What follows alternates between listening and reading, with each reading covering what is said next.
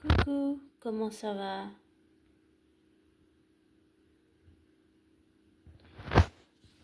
Désolée pour le bruit.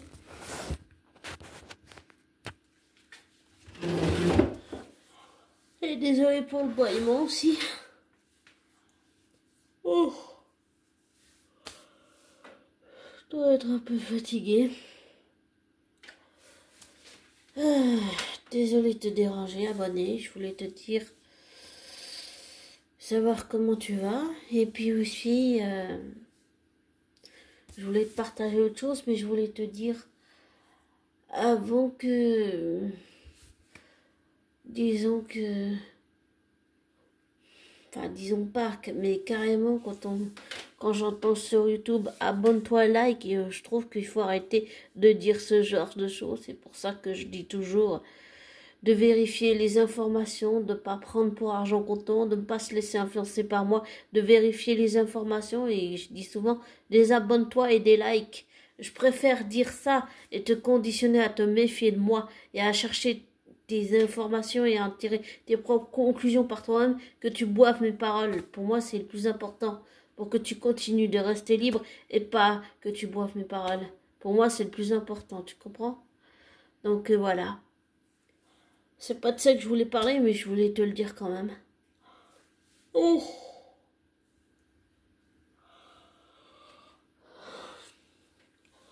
Désolé pour ce bâillement désagréable et désolé si je bois du coca zéro.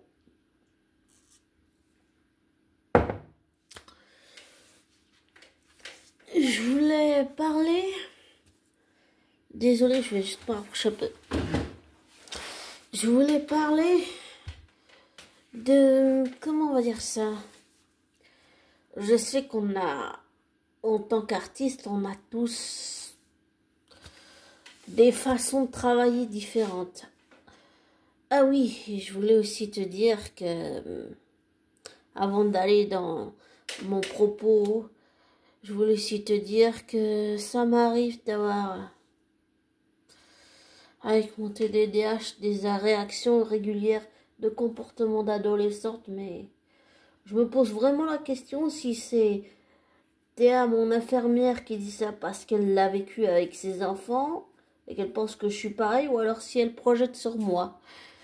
Ouais, je me pose vraiment des questions. C'est ça qu'il y a en ce moment, mais c'est pas le plus important, mais je te le dis parce que voilà, en plus elle s'occupe de moi depuis des années. Elle sait que j'ai le diabète, donc voilà. Elle connaît le dossier assez par cœur, mais elle fait des fois des réflexions qui me font broyer du noir, voilà. Voilà. Donc voilà. C'est pas super non plus. Mais bon. C'est pas le plus important que je voulais te dire. Juste 2 minutes, désolé pour le bâillement. Je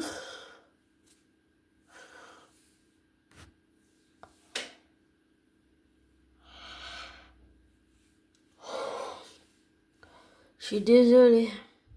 Je dois être un peu trop fatiguée. Enfin voilà. Et donc, c'est pas de ça que je voulais te parler, mais t'as l'impression que je tourne autour du pot, mais c'est pas du tout ça le truc. C'est que je suis un peu lente au démarrage. Voilà.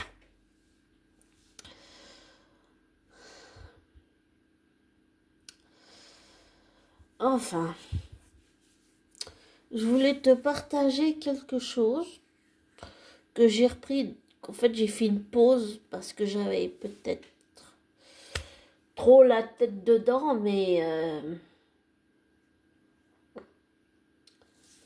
oh. J'ai repris pas, je veux dire pas, je suis à l'AI, je suis en situation de handicap, j'ai été au personnage, donc voilà, mais c'est pas ce que je voulais te dire, mais en fait,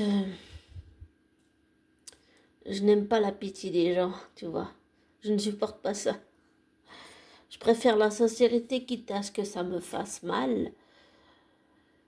que quelqu'un qui te dit ah t'es très jolie, mais en fait dans sa tête la personne pense ah t'es très moche, tu vois. Je préfère la sincérité à l'hypocrisie. Même si j'ai déjà menti, oui. Déjà manipulé, oui. Et désolé si j'ai l'air hypocrite, mais tout le monde fait des erreurs, on est d'accord.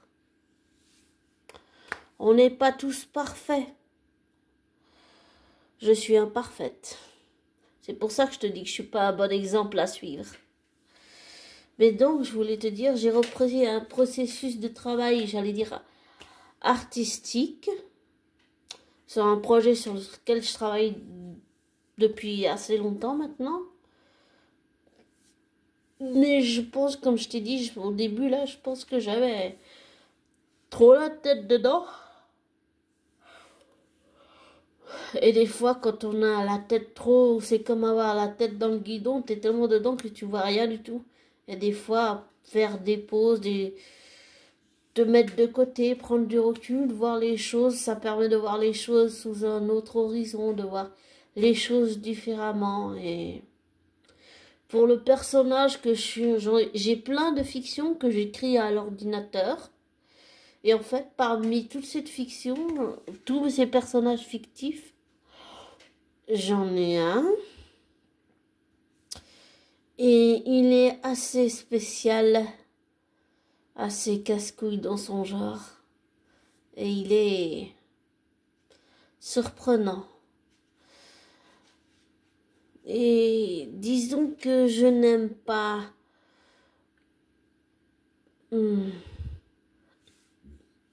C'est pas son passé que j'aime pas à ce personnage, c'est ce que son ancien chef de gang lui a fait. C'est... Je n'aime pas, voilà. Et...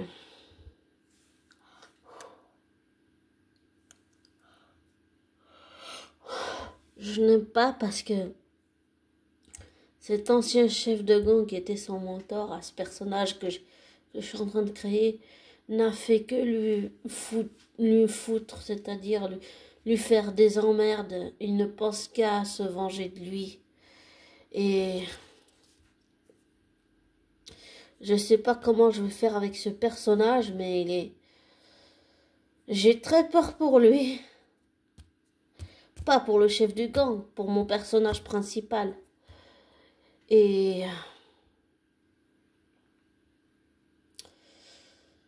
je sais pas comment je vais faire, mais ce que j'ai décidé de faire en attendant, en ne sachant pas comment je vais pouvoir aider ce personnage, c'est-à-dire qu'en tout en faisant ce travail, ça m'oblige aussi, en tant que Sophie et aussi en tant que Rock Étincelle, à travailler sur moi-même. C'est pas que travailler sur mes personnages de fiction, c'est aussi beaucoup de travail sur soi, beaucoup de remise en question, même si c'est chiant.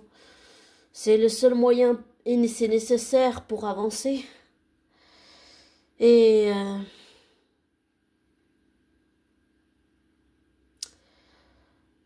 je ne sais pas comment je peux faire pour l'instant pour aider ce personnage principal.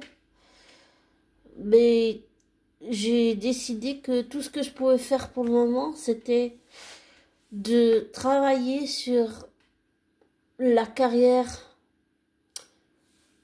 d'un acteur connu. Et en fait, je vais m'inspirer.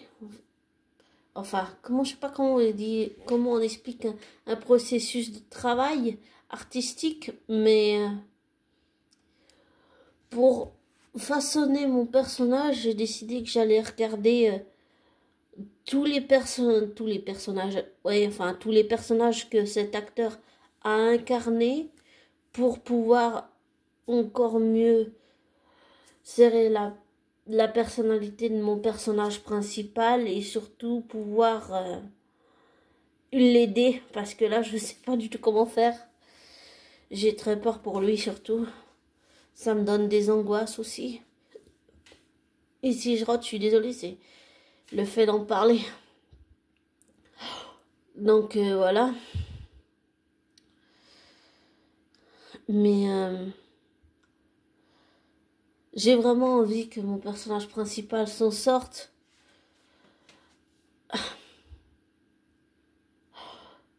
Mais pour construire mon personnage principal, je m'appuie sur les films de cet acteur. J'ai fait une liste de tous les films qui m'intéressent de cette personne pour façonner encore plus mon personnage fictif et pour le construire au mieux, j'espère faire de mon mieux en tout cas. Enfin voilà.